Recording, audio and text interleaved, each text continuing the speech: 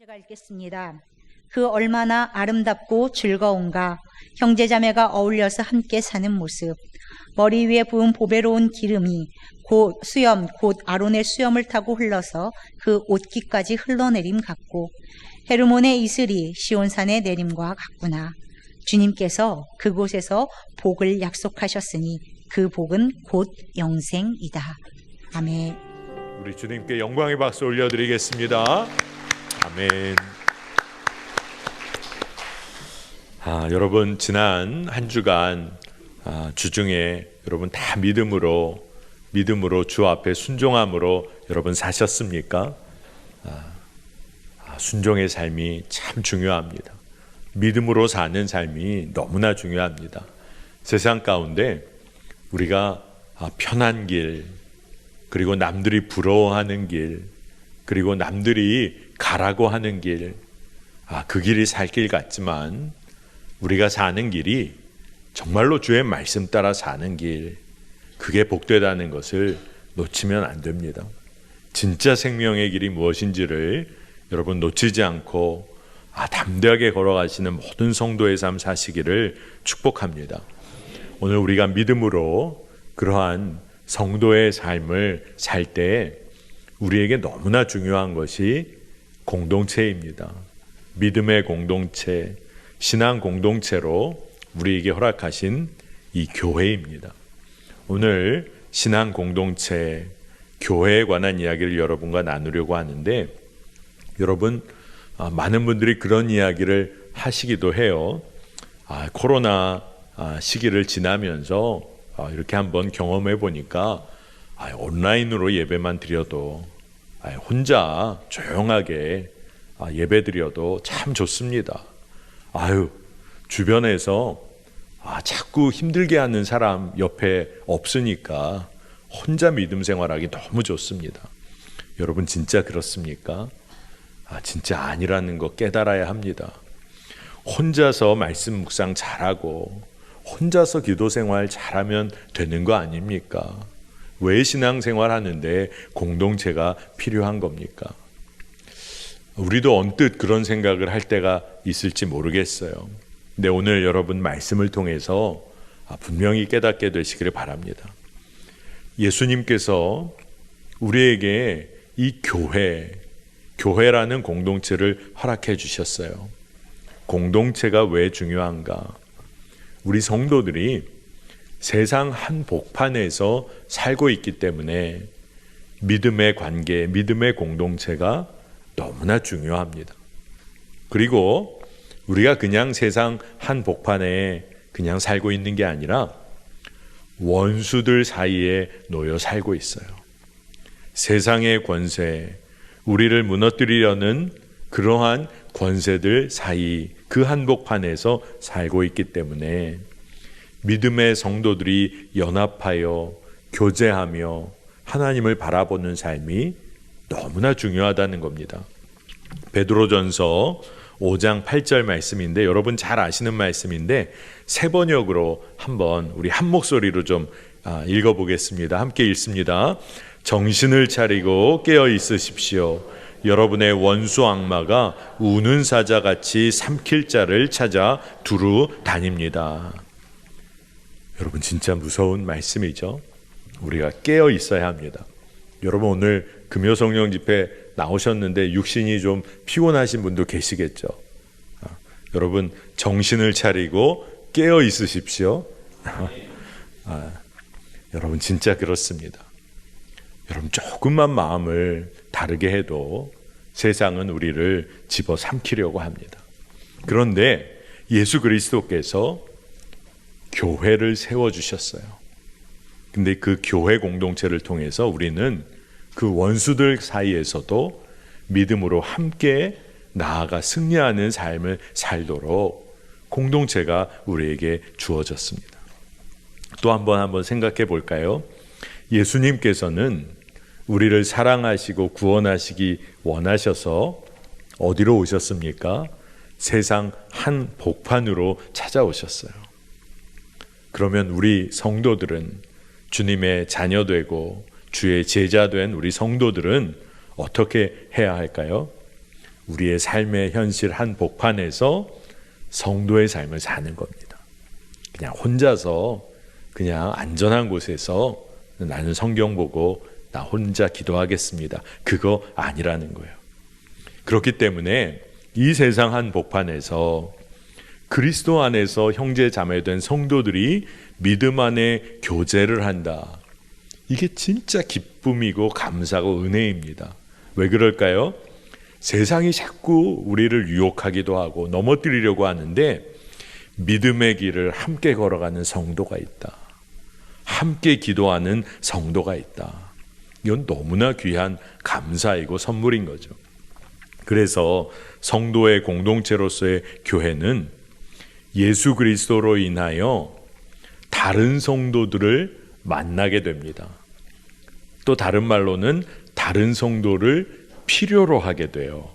왜 그러냐? 성도 간에 서로 사랑하고 사랑받는 그런 관계, 그 은혜를 누리기 위해서. 예수님은 우리 모든 성도들, 형제 자매를 위해 찾아오셨어요. 왜 그러셨어요? 예수님이 우리를 사랑하시기 때문에 찾아오셨죠. 여러분, 그러면 그 사랑을 받은 우리는 사실 주변의 형제 자매 성도들을 찾아가야 하는 거예요. 근데 이 공동체 안에 함께하는 성도를 이미 주님이 허락해 주셨어요. 자, 우리는 그러면 공동체 안에서 어떻게 살아야 합니까? 예수님을 통하여 성도를 만나야 돼요. 예수님을 통하여 주변의 동역자들을 만나야 돼요. 이게 너무 중요합니다. 여러분, 예수님이 우리의 교제와 만남과 사귐 가운데 함께 해주세요. 싸울 수 있을까요? 당신 어떻게 그럴 수 있어? 그런 말이 나올까요? 예수님이 우리 안에 함께 해주고 계세요. 그러면 그 안에서 은혜를 누리는 겁니다. 그러니까 예수님을 통하여 성도에게 다가가는 거예요. 그리고 우리가 신앙 공동체로 교회로 모였다는 것은 이미 하나 되었다는 것을 의미합니다. 예수님 안에서 하나로 연합하는 거예요. 십자가에서 이미 원수되어 나뉘어진 것을 이미 예수님은 하나로 한 몸으로 만드셨어요. 자, 교회 공동체, 성도의 공동체는 예수 그리스도 때문에 성도를 필요로 합니다. 사랑하고 섬기기 위해서. 그리고 예수 그리스도를 통하여 성도에게 나아갈 수 있어요. 그 사이에 예수님이 함께 해주세요. 그리고 예수 그리스도 안에서 이제 하나로 연합합니다. 그러니까 공동체는 예수님께서 우리가 이 땅을 살 때 너무나 귀한 사랑을 경험하고 그리고 사랑의 관계를 누리고 하나 되도록 우리를 불러주신 거예요. 여러분, 이게 너무 귀한 것입니다. 그러면 성도들의 공동체인 교회에서 진정 중요한 게 뭘까요? 중요한 게 많이 있겠죠. 근데 서로를 통하여 증거되고 전해지는 하나님의 말씀, 이게 너무나 귀중하다는 겁니다. 물론 교회에서 예배드릴 때 교역자를 통해서 목사를 통해서 증거되는 하나님의 말씀도 있죠. 그러나 그것만이 아니라는 거예요. 여러분 각자를 통하여 증거되어지는 하나님의 말씀, 이게 너무나 귀중하다는 겁니다. 여러분, 그러니까 여러분 누구를 만나시면 진짜 여러분이 하나님 말씀의 통로라고 생각하고 한번 말씀해 보세요. 그냥 허튼 말 하지 않게 됩니다. 축복하는 말을 하게 되고 내 안에 계신 성령께서 이끄시는 대로 말하게 되는 훈련을 여러분 한번 해보시길 바랍니다. 제가 존경하는 목사님 중에 한 분이 하나님께서 허락하시는 마음을 꼭 품고 살아야겠다. 그래서 개인의 마음 가운데 결단하기를 성령님께서 주시는 마음만 전해야겠다. 무슨 말을 하더라도 주님 주시는 마음으로만 이야기해야겠다. 아주 그냥 다짐을 하셨다는 거예요. 그리고 첫날 아무 말도 못 하셨대요. 하나님의 마음으로만 말하려고 했는데 하나님의 마음이 아닌 것 같고, 하나님의 마음으로만 말하려고 했는데 자꾸 판단하고 정죄하는 마음이 있고, 그래서 아무 말을 못 하셨대요. 근데 그 말씀을 하시는 목사님이 귀하시더라고요. 아, 하나님의 마음으로만 말하는 훈련을 해야겠구나. 그러고 깨달은 것이 내 안에 내 생각과 내 뜻이 얼마나 강하게 있는지를 깨달으셨다는 거예요. 여러분, 공동체에서 서로를 통하여 하나님의 말씀을 전하는 거, 이거 너무 중요하고, 그 말씀은 우리에게 진짜 삶의 의미가 뭔지, 죽음의 의미가 뭔지, 부활과 영생의 의미가 뭔지를 깨닫게 해 주신다는 거예요. 여러분, 우리가 함께 오늘 이 자리에 모인 우리 믿음의 성도들이 나를 향한 하나님의 말씀을 증거하고 전달해 주는 사람이라고 분명히 믿으면 함부로 못 대하겠죠. 귀하게 대하고 싶겠죠. 밥이라도 한 끼 대접하고 싶겠죠. 진짜 그렇습니다. 하나님의 말씀을 나누는 귀한 분들이 우리 주변에 함께 믿음 생활을 하는 거예요. 그런데 성도들이 그렇게 믿음의 생활을 함께 나누어 갈 때 진짜 핵심적인 게 있어요. 자, 우리 교회는 좋은 성도, 좋은 목회자가 있으니 좋은 교회일까? 물론 그것도 중요합니다만 그 이전에 한 가지를 깨달아야 돼요. 말씀 그 자체이신 예수 그리스도 때문에 교회는 다 좋은 교회예요. 우리가 세상 가운데 육신을 가지고 사는 존재다 보니까 우리가 교회를 평가하게 됩니다. 좋은 교회 어딨나. 그래서 이런 말도 있었잖아요. 교회를 쇼핑한다. 인터넷에서 이렇게 좋은 교회를 이렇게 상품 보듯이 봅니다. 그리고 이 교회 좋아 보이네. 장바구니에 담아요. 다음 주에 한번 가볼까? 그리고 이제 거기서 한번 골라봅니다. 그리고 다른 사람들 이야기도 들어요. 그 교회 좋대. 그 교회는 성도님들이 너무 좋대. 그 교회는 목사님이 좋대. 꼭 틀린 말은 아닌 것 같지만 진짜 중요한 걸 놓치고 있는 거예요. 예수 그리스도를 통하여 우리가 함께하는 교회, 신앙 공동체는 예수 그리스도 때문에 좋은 공동체인 것입니다. 이미 그렇습니다. 그러면 뭐가 다르냐? 목사님, 그래도 좋은 교회, 그렇지 않은 교회가 눈에 드러나는데요. 그거는 다른 것이 아니라 예수 그리스도를 드러내는 공동체인지 아닌지에 달려 있다는 거예요. 예수님은 모든 교회의 주인으로 역사하시길 원하셔서 그렇게 이끄십니다. 그런데 그 예수님께 순종하는 교회인가? 예수 그리스도를 드러내는 교회인가? 예수 그리스도께 방향이 맞춰진 교회인가? 그거가 사실 좋은 교회인가 그렇지 않은가를 우리가 느끼는 거예요.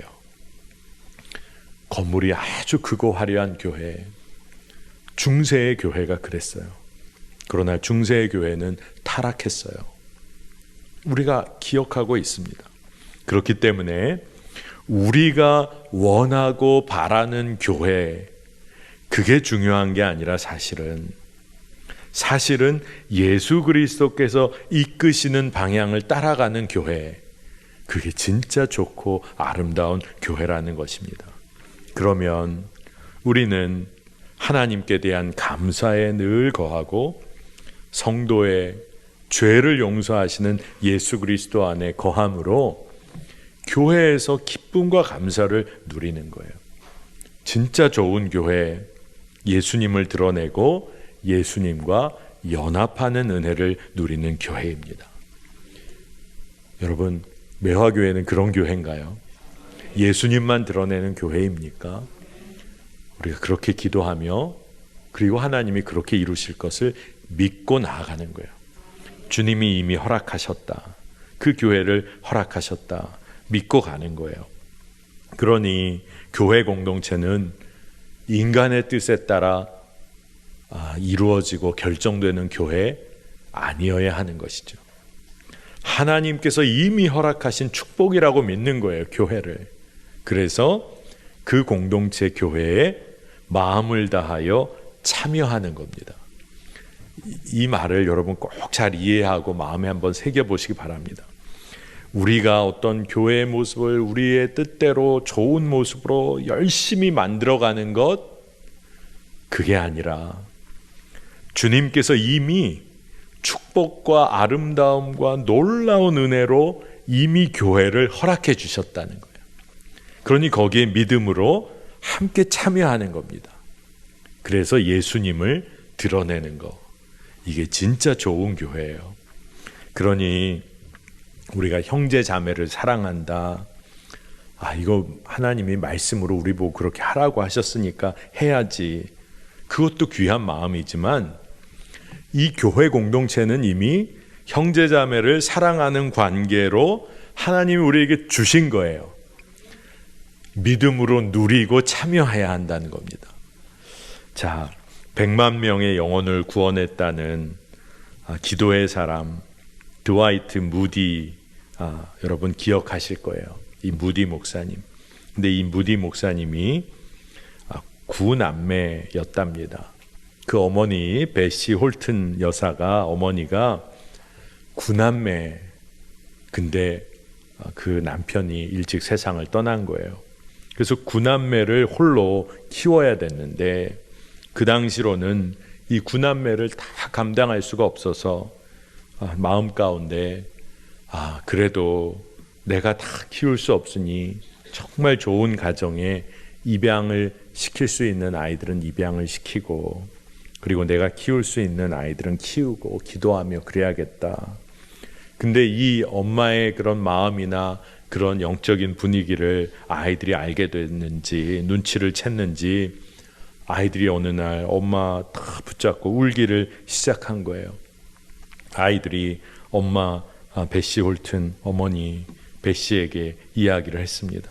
애원을 한 거죠. 다른 집에 좀 보내지 말라고, 우리 같이 살자고, 다른 집 가기 싫다고. 근데 이 베시 홀튼 그럼 아이들을 다 모아놓고 이야기를 했어요. 그러면 좋다. 우리가 살 수 있는 길은 오직 하나님 말씀대로 사는 길뿐이다. 하나님 말씀대로 살면 우리 모두가 주님의 뜻 안에, 인도하심 안에 살 수 있다. 그렇게 할 수 있겠니? 그랬더니 아이들이 다 그렇게 하겠다고 그랬어요. 근데 이 어머니는 정말 대단했던 것이 다짐을 그냥 말로만 받은 게 아니라 이 가정이 밤마다 함께 가정 예배를 드릴 때마다 이 사실을 확인했다는 거예요. 오직 하나님 말씀대로만 살겠니? 오직 하나님 말씀대로만 살아야 해. 오직 하나님 말씀대로 살면 우리 가정은 정말 하나님의 뜻대로 사는 가정이 될 걸 믿고 우리 가자. 이거를 늘 다짐했다는 겁니다. 여러분, 그래서 이 아이들이 진짜 그 안에서 믿음으로 자랐죠. 근데 아이들이 하고 그 어머니가 한 일은 딱 하나예요. 하나님이 이끄시고 하나님이 인도하시는 길을 따르는 공동체는 산다. 이걸 그냥 믿은 거예요, 사실. 하나님이 이끄시는 길에 참여하는 공동체, 가정은 산다. 이거를 그냥 믿은 거예요. 그러니까 하나님이 인도하시는 길, 거기에 참여한 거잖아요. 이게 무슨 의미인지를 여러분 잘 아셔야 합니다.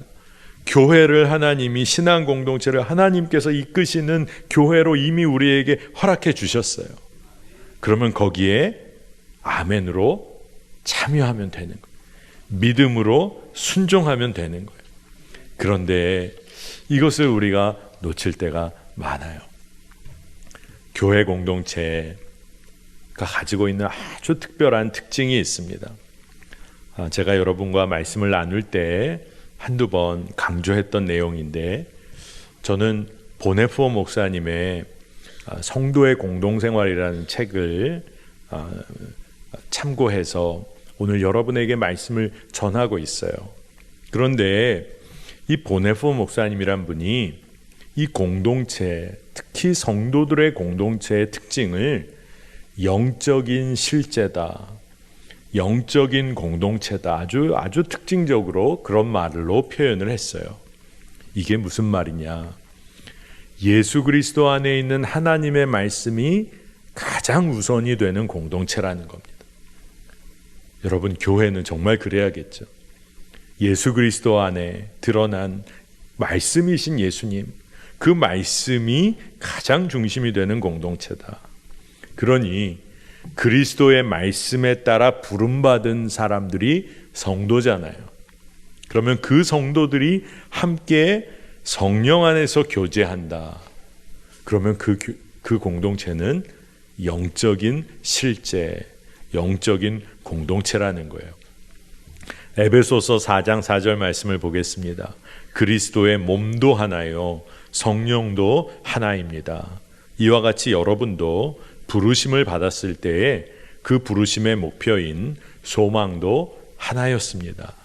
아멘. 우리가 이렇게 오늘 모여 성령 집회로 예배할 때도 우리는 성령 안에서 하나인 거예요. 그리스도의 몸으로서 하나인 거예요. 예수님께 부름받은 그 부르심의 소망에 있어서도 하나인 거예요. 이게 놀랍다는 겁니다. 교회는 그렇게 하나 된 공동체예요. 그래서 이게 영적인 공동체입니다. 그러니까 하나님의 말씀을 따라서 형제 자매가 섬기는 거예요. 하나님의 말씀을 통해서 겸손하게 복종합니다. 하나님의 말씀 앞에 정직히 서게 되니까 하나님의 통치하심과 하나님의 말씀 안에 연합하는 일이 일어나요. 한 가지 중요한 게 우리가 하고 싶은 일이 일어나고 벌어지는 곳이 교회가 아니라 성령께서 이끄시는 일이 벌어지는 곳이 교회입니다. 그러니 기대가 되는 거죠. 우리가 노력해서 우리가 원하는 걸 이루는 곳이라면 한 번 이루고 한 번 원하는 거 이루어지면 기쁠지 모르지만 딱 거기까지예요. 우리가 알잖아요. 우리가 할 수 있는 게 뭔지. 그런데 하나님이 이끄시기 시작한다. 성령이 이끄시기 시작한다. 그러면 내 뜻, 내 주도권 다 내려놓고 성령의 이끌림을 받는다. 그런 의미에서 영적인 공동체라는 겁니다. 여러분, 오늘 이곳에 있는 분들 중에 태어나서 나는 믿음 생활 시작하면서 한 교회, 처음 간 교회, 복음을 듣고 믿음 생활 하기 시작한 그 교회에서 지금까지 변함없이 한 교회를 섬기고 여기서 믿음 생활하고 있다 하는 분이 여기 계시다면, 그러니까 여기라면 매화교회에서 그냥 평생을 지금 믿음 생활하고 계신 분이 계시다면 그분은 진짜 복된 것이죠. 정말 감사한 것이죠. 근데 요즘 뭐 직장을 옮기다든가 뭐 집을 옮긴다든가 또 여러 가지 이유로 인해서 교회를 옮겨야 했던 분들도 계시죠. 근데 그런 경험이 있으셨던 분들, 교회를 옮기게 된 다음에 여러분의 입에서 그 옮겨서 믿음 생활하는 교회가 우리 교회라는 말이 자연스럽게 나오기까지 얼마나 걸리셨어요? 그렇게 말이 처음에 잘 안 나옵니다. 처음 새롭게 교회 가서 예배드리고 은혜 받고 하지만 우리 교회란 말이 나오기까지는 시간이 걸려요. 정말 그렇습니다. 그런데 그냥 내가 이 교회가 너무 좋구나 해서 우리 교회라고 말이 나오냐? 그렇지 않아요. 성령 안에서 하나됨을 누리기 시작하면 우리 교회란 말이 나옵니다. 근데 진짜 우리가 예수 그리스도 안에서 한 몸 된 교회 공동체라면 마땅히 누리게 되는 기쁨이기도 해요. 그래서 영적인 공동체로서의 교회는요, 늘 주님의 뜻에 순종하는 거예요. 자, 우리가 교회에서 믿음 생활 한다고 하면서도 내가 원하는 게 많아요. 근데 그거를 내려놓는 훈련을 해야 합니다.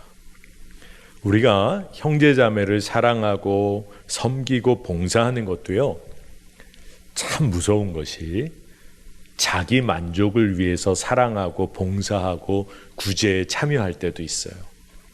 여러분 그런 경험이 있으십니까? 나도 좀 괜찮은 사람이고 싶어서 그냥 내 마음 깊은 곳에서 그런 마음이 있어서 섬기고 사랑할 때도 있어요. 누군가에게 드러내고 싶어서 섬기고 사랑할 때도 있어요. 심지어 기도하고 말씀 볼 때도 나도 말씀 통독한 사람이고 나도 열심히 기도하는 사람이라는 걸 그래도 좀 드러내고 싶어서 그렇게 할 때도 있어요.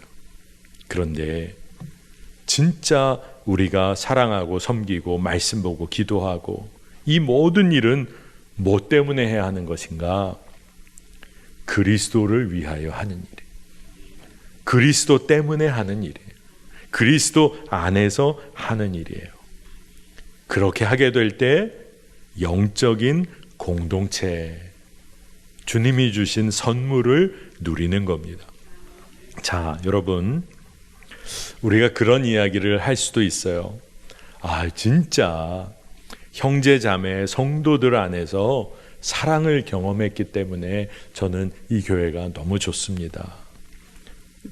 틀린 말이 아니에요. 그런데 그에 앞서서 진짜 우리가 믿음으로 고백해야 되는 것은 뭐냐 하면 형제 자매에 대한 하나님이 나에게 주변의 관계를 허락해 주셨다는 믿음 때문에 이 관계가 좋게 되는 거예요. 자, 여러분이 자녀를 양육한다. 이 자녀가 공부를 잘하고 이 자녀가 외모도 출중하고 이 자녀가 정말로 태어날 때부터 모든 것이 다 갖추어져 있기 때문에 부모가 사랑하는 건가요? 아니죠. 태어나고 나에게 자녀로 주어졌어요. 나의 자녀예요. 하나님이 주셨어요. 그리고 나는 이 자녀가 너무 그렇게 허락하신 거라고 믿으니까 좋은 거예요. 자녀라고 믿기 때문에. 근데 왜 이상하죠? 교회 안에서 하나님이 주신 관계라고 믿기 때문에 사랑하는 게 되는 거예요. 사랑할 수밖에 없는 거예요. 그냥 그 관계에서 내가 사랑을 경험하고 경험했기 때문에 좋구나가 아니에요. 허락하신 관계 그 자체가 이미 좋은 거예요. 여러분, 결혼하신 분들이 여기 많습니다만 지난주 가정의 달 설교 때도 제가 이런 얘기를 했어요. 사랑하니까 결혼한 거 맞죠. 근데 사랑하니까 결혼했는데 사랑하는 마음이 사라져버리면 어떡하죠? 힘든 일 만나서 막 짜증나면 그 관계는 어떡하죠? 내가 상대를 계속해서 섬겨줘야 돼요. 섬겨만 줘야 돼요. 그러면 어떡하죠? 상대방이 넘어지고 실수하고 계속해서 엉뚱한 일을 해요. 그러면 어떡하죠? 그냥 관계 정리하면 되나요? 사랑해서 결혼했는데 받아들일 수 없는 일이 계속 일어나면 어떡하죠? 진짜 난감할 것 같아요. 그런데 제가 결혼 주례를 할 때 결혼하는 커플들을 만나게 되면 꼭 물어보는 질문이 있었어요. 지금 너무 사랑하고 좋아서 결혼하는데 살다 보면 둘 사이에는 아무 문제가 없지만 세상 외적으로 찾아 들어오는 어려움이 있을 때 그 결혼의 관계, 부부의 관계가 흔들릴 때 어떡하겠냐. 그래서 꼭 오늘 약속을 하자. 그래야 주례를 하겠다. 그리고 물어보는 질문이 이거예요.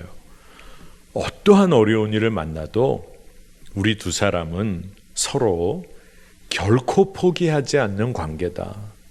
하나님 앞에서 언약하고 서약하고 결혼하는 관계니 우리 두 사람은 결코 포기하지 않는다. 그거 약속할 수 있겠냐고 신랑 될 사람, 신부 될 사람에게 묻습니다. 다 뭐라고 그럴까요? 다 그렇게 하겠다고 합니다. 지금 너무 좋으니까 다 그렇게 하겠다고 그래요. 그러면 제가 서로에게 얘기해줘요. 뭐라고 했는지 꼭 기억하라고. 뭐라고 했는지 꼭 기억하라고 얘기를 해요. 그리고 서로가 기억해라. 어려운 일을 만났을 때 그래도 마음속에 우리는 포기하는 관계 아니지. 그거 하나만 분명히 믿어도 서로에게 심한 말 안 하게 되고 서로가 함께 기도하게 되고 끝까지 서로 붙잡아 주려고 하게 된다. 우리는 결코 포기하는 관계 아니라는 걸 믿음으로 붙잡기만 해도 다시 시작할 수 있다. 여러분 정말 그래요. 결혼이 뭘까요? 하나님이 믿음 안에 한 몸 되게 하신 거예요. 결혼은. 그러니 이미 하나님이 이루신 일에 참여하는 게 결혼이에요. 그렇죠. 하나님이 두 사람을 하나 되게 한 몸 되게 하셨어요. 그래서 하나님이 하나 되게 하신 것, 한 몸 되게 하신 것, 사람이 나누지 못할 거다. 이걸 결혼이라고 해 주셨어요. 그 선물을 주셨어요. 그러니 거기에 참여하는 거예요. 믿음으로. 그래서 언약을 지키는 겁니다. 교회가 꼭 이와 같아요. 공동체가. 신랑 되신 예수 그리스도와 신부된 우리가 결혼의 관계를 갖게 된다. 교회예요. 그런데 그 교회는 이미 우리에게 주님께서 그렇게 선물로 주셨어요. 믿고 우리가 참여하는 거예요. 자, 그 놀라운 교회라는 선물, 우리의 생각과 경험을 뛰어넘는 하나님의 은혜와 복이 믿음 생활, 신앙 생활, 교회 공동체 안에 있어요. 성도가 함께 교제하는 데 있어요. 시편 133편 1절 세 번역에 이렇게 기록이 되어 있습니다. 그 얼마나 아름답고 즐거운가. 형제 자매가 어울려서 함께 사는 모습. 여러분 다 누리고 살고 계신가요? 대답이 우리 교회 좀 문제 있는 교회인가 깜짝 놀라게 됩니다. 여러분 그 얼마나 아름답고 즐거운가. 주님이 우리에게 약속해 주신 거예요. 여러분 믿음으로 누리시기를 축복합니다. 여러분 함께 살아요. 근데 어떻게 함께 사는 거냐 하면 주님과 연합됨으로 함께 사는 거예요. 우리가 함께 살아요. 근데 어떻게 사는 거냐 하면 한 몸으로 사는 거예요. 여러분 마음에 안 든다고 막 잘라버리나요? 함께 사는 거예요. 아픈 몸의 한 부분이 있어요. 치료해 가며 같이 사는 거예요. 그리고 건강하게 함께 누리는 거예요. 여러분 그럼에도 불구하고 우리가 기억해야 할 게 있어요.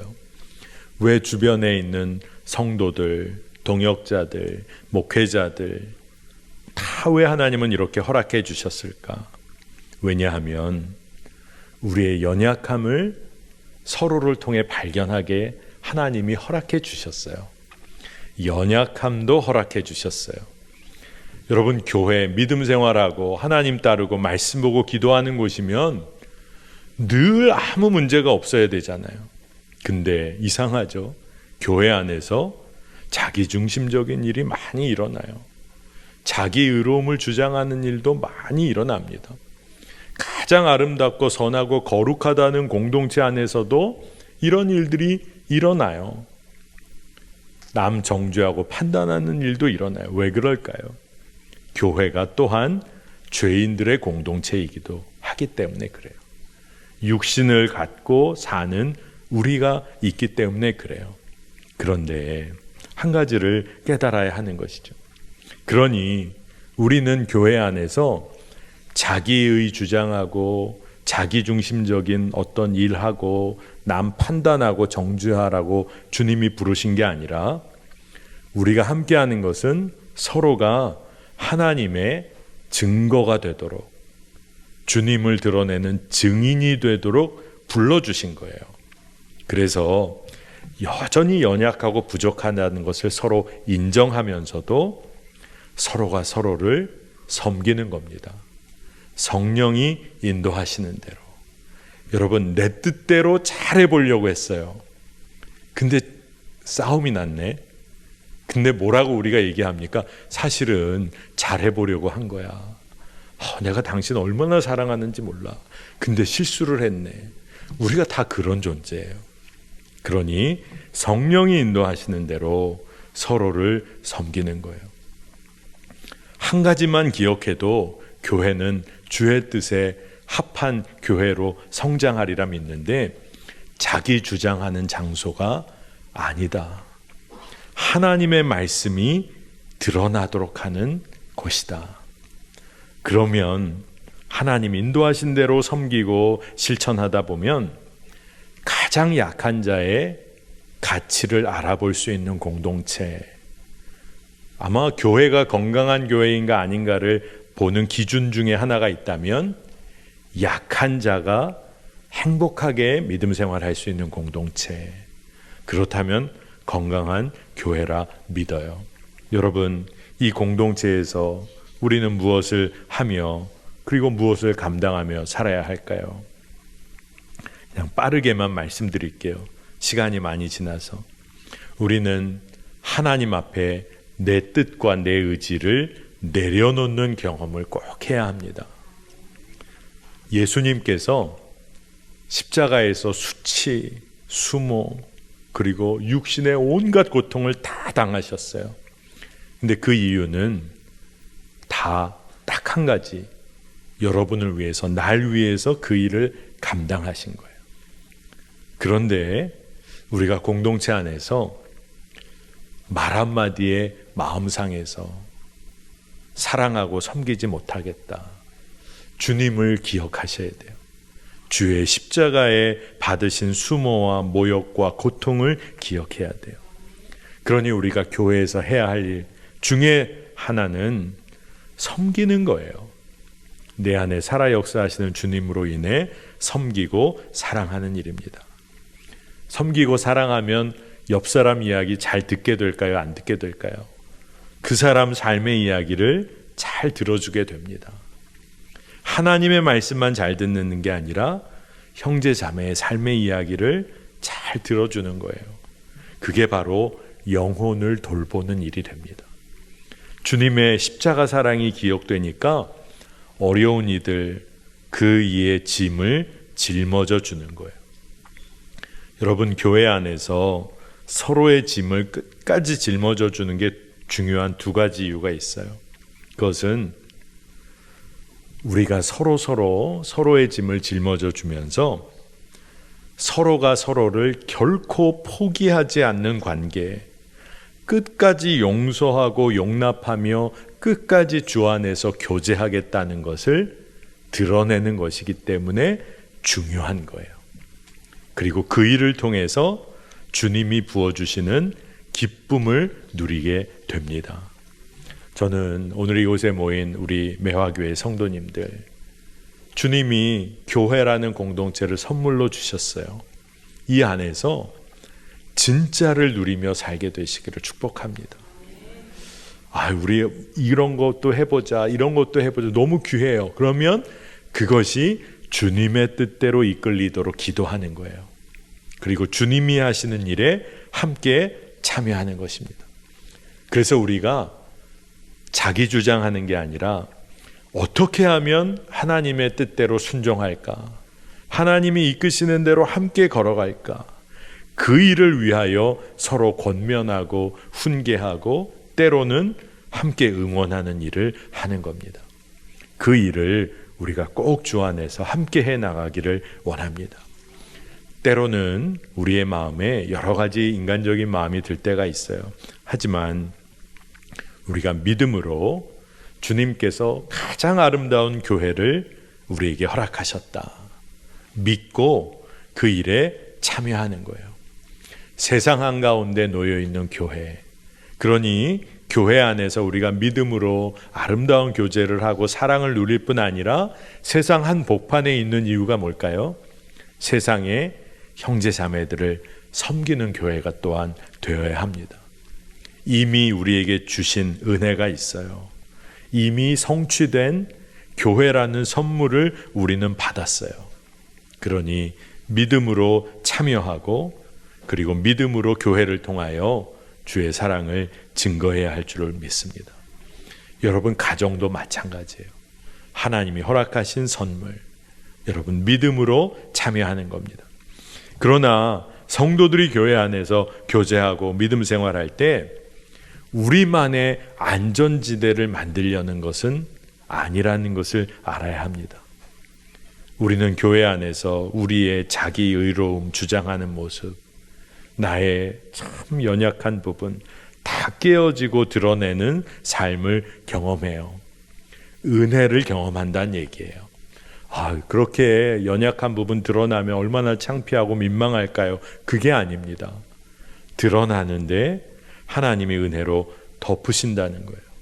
부족함이 드러났는데 주의 사랑으로 덮어지는 것을 경험하는 것입니다. 여러분, 지금까지 지금 이 순간까지 살아오시면서 여러분의 뜻대로, 여러분의 목적하신 바대로, 여러분이 원하는 대로 여러분의 인생이 100% 다 이끌려서 여러분 여기까지 오신 분 아무도 없을 거예요. 식당 가서 내가 먹고 싶은 음식 하나 오더를 해도 주인이 뭐라고 그래요? 재료 떨어졌습니다. 내 돈 내고 밥 한 끼를 먹으려고 해도 내 뜻대로 안 되는 일들도 많습니다. 교회 안에서 우리의 삶 전부에서 내 뜻대로 하고자 하면서 살아온 삶은요, 아픔이 있고 상처가 있고 좌절이 있는 삶이에요. 100% 안 됩니다. 언제나 꺾이는 것을 경험합니다. 그러나 주님 뜻대로 살기로 작정하고 살기 시작하면 주님이 나에게 허락하신 관계, 특별히 교회라는 성도의 교제가 담겨있는 그 교회를 믿음으로 취하기 시작하면 삶은 진짜 달라지는 거죠. 하나님의 역사를 경험하게 되는 줄 믿습니다. 다윗이 오늘 시편 133편에 주님 안에서 연합하여 성도가 함께 살아가는 것이 얼마나 복된지를 고백했어요. 여러분, 하나님의 살아계심을 우리가 어떻게 누리게 될까요? 형제 자매의 삶을 함께 나눔을 통해서 확인하고 증거할 수 있어요. 하나님 살아계시구나. 예수 그리스도의 사랑 때문에 우리는요, 성도들 안에 나누고 섬기지 않고는 견딜 수 없는 그런 삶을 살게 돼요. 성령님의 함께 하심으로 인해서 우리는 어떻게 살게 됩니까? 성령님 이끄시는 대로 세상 가운데서도 담대하게 세상을 섬기며 살게 됩니다. 다윗이 그래서 고백을 하기를, 공동체, 성도의 교제를 통하여, 교회를 통하여 기름 부으심이 넘쳐난다. 너무나 기뻐하며 생명의 단비가 내리는 것과 같다. 찬송하고 노래했어요. 오늘 시편 133편 2절 3절 말씀을 보니까 머리 위에 부은 보배로운 기름이 수염 곧 아론의 수염을 타고 흘러서 곧 옥기까지 흘러내림 같고 헤르몬의 이슬이 시온산에 내림과 같구나. 주님께서 그곳에서 복을 약속하셨으니 그 복은 곧 영생이다. 하나님이 부어주시는 은혜, 성령의 기름 부으심이 생명의 단비처럼 흘러넘친다. 근데 오늘 다윗의 고백에 정말 놀라운 것이 주님께서 그곳에서 복을 약속하셨다. 주님께서 성도의 교제와 연합, 그곳에 복을 약속하셨다. 그게 바로 영생이다. 교회 안에서 성도가 연합하고 교제하고 주님을 예배하는 그 교제 가운데 주님이 복을 약속해 주셨는데 그게 영생이다. 놀라운 것이죠. 예수님의 십자가, 그 사랑을 통해 이미 성취된 공동체, 교회가 우리에게 주어졌어요. 여러분, 교회 안에 함께 믿음 생활해야 합니다. 오늘 말씀을 다 들으시고도 목사님 저 온라인으로 혼자 예배하는 것도 좋던데요. 아니에요. 여러분, 제가 더 이상 이 얘기는 안 할게요. 옆에 있는 분들 좀 붙잡고 말씀해 주세요. 성도가, 형제자매가 함께 연합하여 교제하고 함께 예배하고 찬송하며 사랑하는 게 얼마나 아름다운가. 그곳에 복이 있는데, 영생의 복이 있다. 여러분, 이 은혜를 누리시기를 축복합니다. 여러분의 가정에서도 마찬가지예요. 가정은 또 주님이 세우신 교회와 같은 것이죠. 꼭 그 은혜가 흘러넘치기를 축복합니다. 우리 시간에 함께 찬양하고 기도하겠는데